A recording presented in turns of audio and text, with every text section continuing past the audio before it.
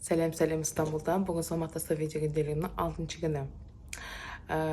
Бүгінгі салмақ 102.6. Онда көп тастаған жоқпын, аз тастап тұрмын, бірақ сонда да бәрі супер.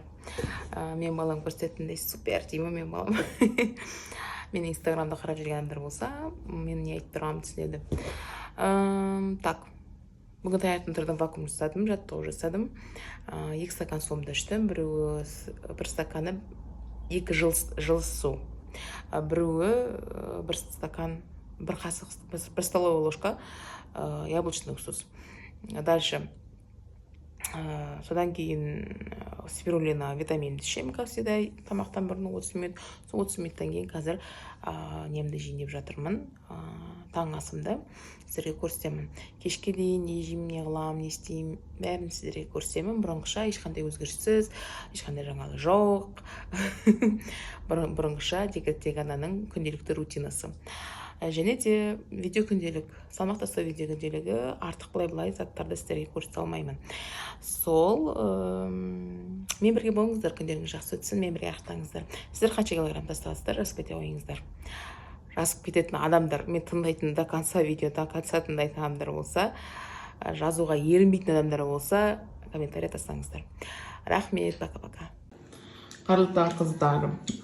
Менде бүгін жұмыртқа, сыр, жаңағы келген бісміллә, оливье, қаранан, бастырма, чай, және мына жерде зелендерді жеймін. Сол маған ас болсын, күндеріңіз жақсы өтсін. Менде осындай күнде көрініс, залымнан мынау мәрмәр теңізі.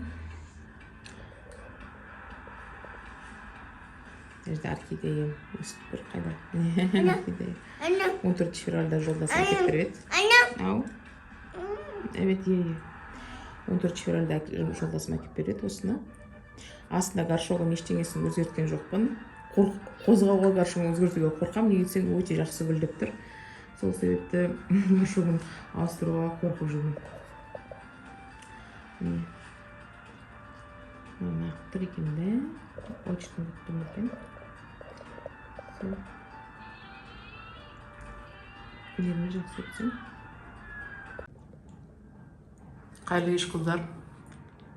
Ужинға мен осындай хлебті жейін деп жатырмын. Кефирмен.